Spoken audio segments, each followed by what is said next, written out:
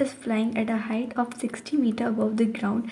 The string attached to the kite is temporarily tied to the point on a ground. Its inclination of string with the ground is 60 degree. Find the length of the string. Assume that there is no slack in the string.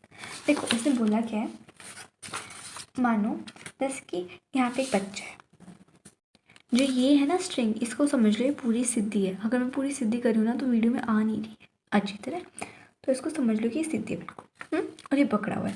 अब इसने बोला जो kite है ना वो fly कर रही है, उड़ रही है, ऐसे ही उड़ाते हैं ना हम काइट को, उड़ रही है at a height of 60 metre, 60 metre above the ground, ground से 60 मीटर ऊपर उड़ रही है वो। अभी उड़ रही है तो ये तो लेंथ नहीं होगी ना, ये वाली लेंथ होगी ना। जैसे कि मैंने ये ग्राउंड मान लिया, ठीक है, ग्राउंड मान लिया। अभी ग्राउंड से ना कितने उसकी 60 मीटर अबव उड़ रही है, ठीक है, इतना समझ आ गया कि देखो हाइट तो यही होगी ना, ये हाइट थोड़ी ना होती, तो लेंथ होती है।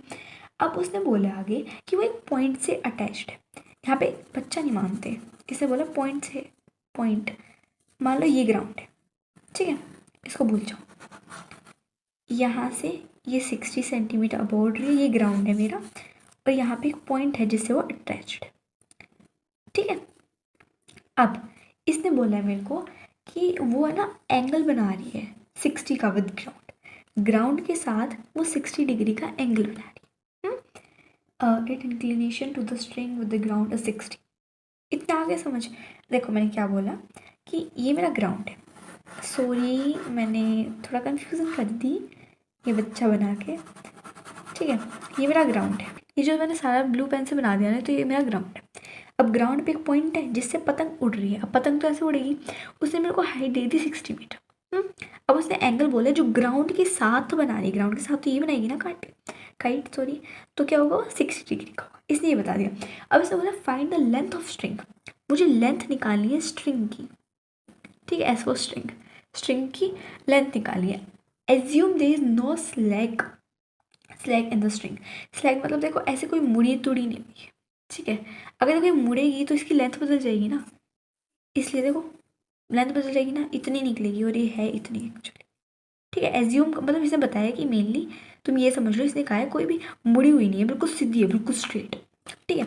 अब मुझे क्या निकालना है, ये निकालना है, ठीक है, मुझे ये निकालना है। मुझे गिवन क्या है, ये गिवन है, ये एंगल है, इससे अपोजिट वाला क्या होता है परपेंडिकुलर, ये 90 है, इससे अपोजिट वाला क्या होता है हाइपोटेनस, और ये वाला मेरा क्या होता है बेस, यहाँ पे लिख देती हूँ, ठीक है, बेस।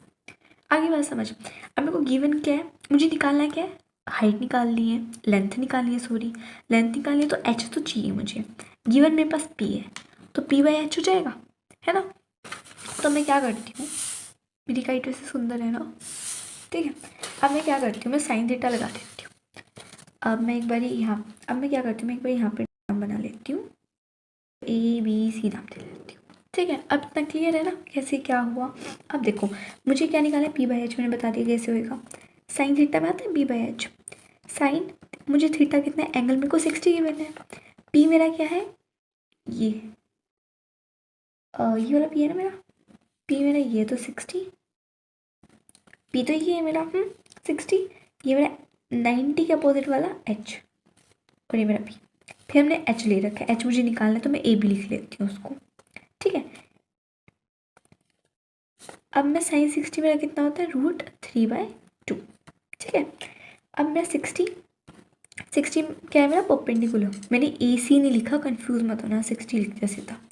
ए भी क्या है मुझे निकालना है, तो मैं ऐसे ही रहने देती हूँ, ये यहाँ पे होगा, ये यहाँ पे होगा, पहले इसको यहाँ पे लेके जाते हैं, √3 AB, और ये हो गया 60 × 2, √3 AB, 60 × 2 इज 120, 6 × 6 is 12, 12 होगी और 0 की 0 होगी, AB 120/3 √3। अब हम रूट नहीं रखते तो रेशनलाइज कर देते हैं, √3 × √3, रेशनलाइज मैं रूट हटाने को कर रही हूँ, के लिए कर रही हूँ, ये मेरा ऐसे ही आ गया, ये मेरा 3 बच गया। अब मैं इसको करती हूँ, मेरा 3 के टेबल में 12 किस पे आता है 4 पे, 0 बच गया, 0 लगा देती हूँ, 40 √3, ठीक है।